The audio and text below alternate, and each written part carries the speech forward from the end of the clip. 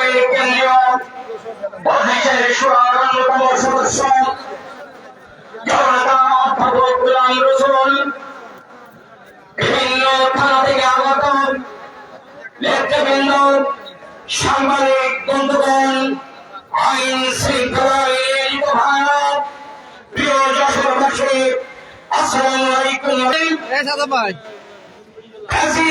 বাংলাদেশ থেকে পালিয়ে গিয়েছে, কিন্তু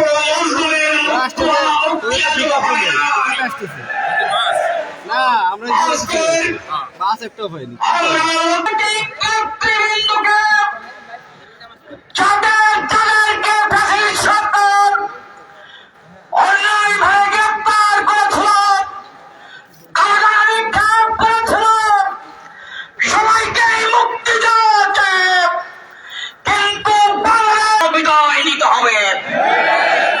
আমি বলতে চাই, প্রিয় তৌহিদি জনতা, আমরা জানুল ইসলাম ভাইয়ের মুক্তির সংগ্রামী সাথী বন্ধুগণ, বিক্ষোভ সমাবেশের পর্যায়ে বক্তব্য রাখছেন বাংলাদেশ জামাত ইসলামী যশোর জেলার সংগ্রামী সহকারী সেক্রেটারি জননেতা জনাব বেলাল হোসাইন। সংক্ষিপ্ত বক্তব্য রাখছেন জনাব বেলাল হোসাইন। শেখ হাসিনাকে দেশের অবিলম্বে বিচারের সম্মুখীন করতে হবে।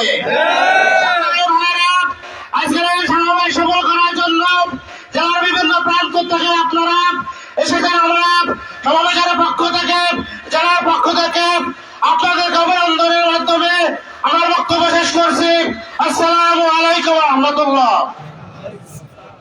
মোহাম্মদ মুজাহিদ, কামরুজ্জামান আব্দুল কাদের মোল্লা, মীর কাশেম আলীকে মিথ্যা মামলা দিয়ে ফাঁসির কাছে ঝুলিয়ে হত্যা করেছে। আমাদের 4 জন নেতাকে কারাগারের ভিতরে রেখে হত্যা করা হয়েছে। শত শত কর্মীদেরকে ট্রান্সফার দেয় না করে রেখে হত্যা করা হয়েছে। বাংলাদেশের জামাত ইসলামের লক্ষ লক্ষ কর্মীর বিরুদ্ধে মামলা দিয়ে নির্যাতন নিষ্পেষণ চালানো হয়েছিল। আমরা হত্যা আমাদের আন্দোলন চলবে। আমাদের চুপচাপ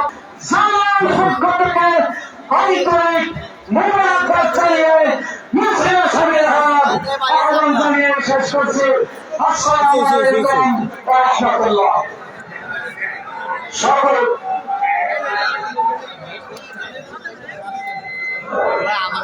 সংগ্রামী ভাইরা, আমাদের জেলা নেতারা পশ্চিম পাশের গেটে অবস্থান করবে। সেই জায়গা থেকে মিছিল পশ্চিম পাশ থেকে বেরোবে, ওনাদের নেতৃত্বে ক্রস করে তারপরে নির্দিষ্ট পথে যাবে। আপনারা আগে ঠেলাঠেলি করবেন না, সারিবদ্ধভাবে দাঁড়ান।